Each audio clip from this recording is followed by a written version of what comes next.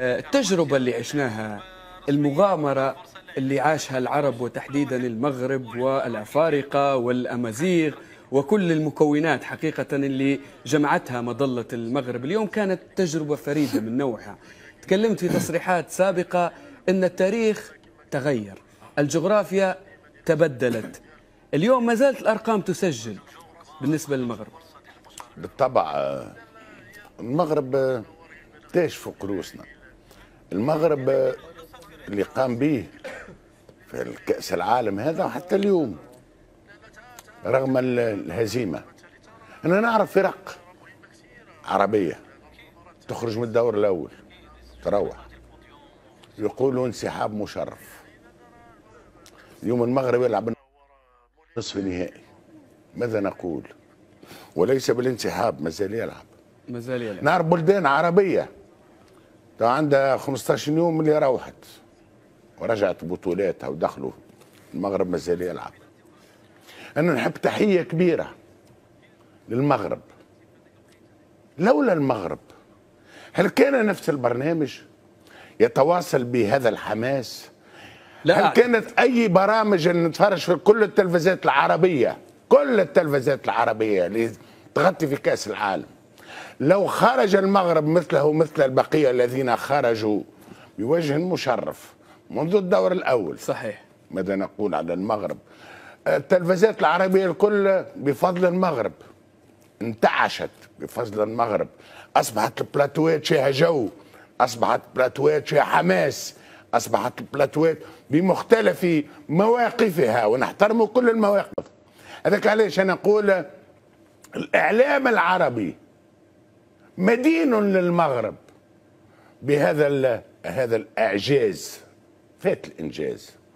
اليوم نسمع في المقابلة، وخصيصا أنا أفضل استماع للرأي المخالف، استمع للمقابلة وشاهد المقابلة بالتلفزيون الفرنسي.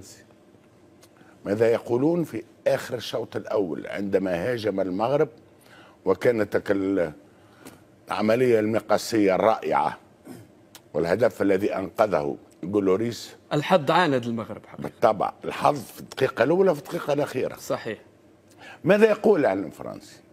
يقول المغرب تخوف فينا، خوفتنا، لو ماروك نو في بور. أحلاها والله بنينة كي نسمعها هكاك بنينة. واحد آخر تعرف شكون؟ مارسيل ديساي، المغرب عذبتنا، لو ماروك نو في شوفرير. واحد آخر معاه يظهر لي فرنانديز يحكي كذلك، يقول لو ماروك نو في ترومبلي، رعشنا. أمان مستانسين، احنا مستانسين. قلوب الفرنسيين توقفت جميعها بالطبع، واكثر من هكا. معناها نقول انه ما فعله المغرب واليوم. علاش انا فرحان؟ راهو تلعب ضد بطل فرنسا سي علي، تلعب ضد بطل فرنسا بكامل نجومه، مش بالفريق الرديف. صحيح. بكامل نجومه في نصف النهائي، ويتسجل لك هدف بعد 4 دقائق لعب. الكل نأكد لك فما شكون في حق منا وفينا. لا دقيقة، خلي نوقفوا عند هذه النقطة. نبيك تفسر لي هذه. لا، ما خاطر عندنا ما خاطرنا نحبوا بعضنا برشا العرب. نحبوا برشا، ياسر نحبوا بعضنا. نحكي لك ردة الفعل. اليوم باش يندموهم على ال5 مقابلات اللي عملوهم، باش يندموهم على التاريخ اللي كتبوه. اليوم الحصيلة ستكون المغرب واصل. معناها باش نقول لك، انت قلت المغرب واصل، واحنا في حلقات سابقه قلنا ماناش مروحين، وفعلا مازال ماناش مروحين، وعندنا موعد مع المركز الثالث. المغرب يلعب 7 مقابلات.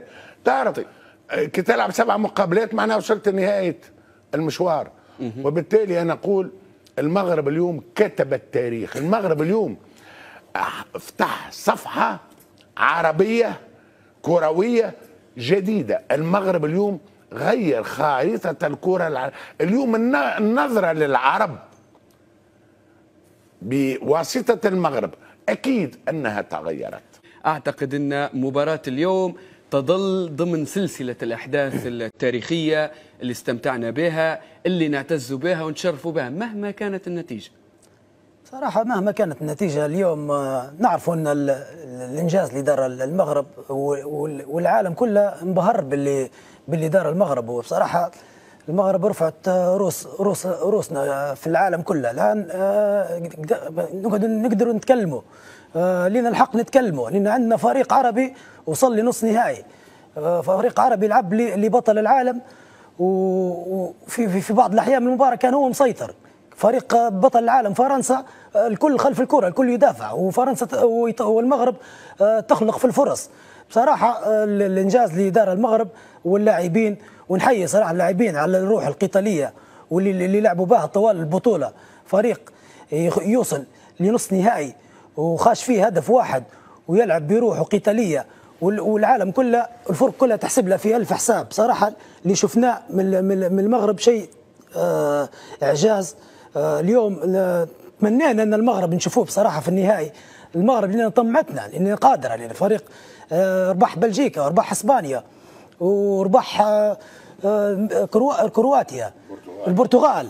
قصدي فريق توقعنا اليوم ممكن حتى طمعنا أن نشوفه في النهائي، لكن طيب علي، قدر الله ما شاء فعل. فعل. أحد نجوم كرة القدم الليبية ومن الأسماء اللامعة حقيقة. أنت كلاعب اليوم عربي عشت يعني أقل حاجة بطولات وأحداث، من بوش نقول على صعيد عالمي لكن على المحيط الإقليمي. هل نقدر نقولوا بهذا التواجد والحضور المغربي بعد المونديال تغيرت الصورة النمطية عن اللاعبين العرب والأفارقة؟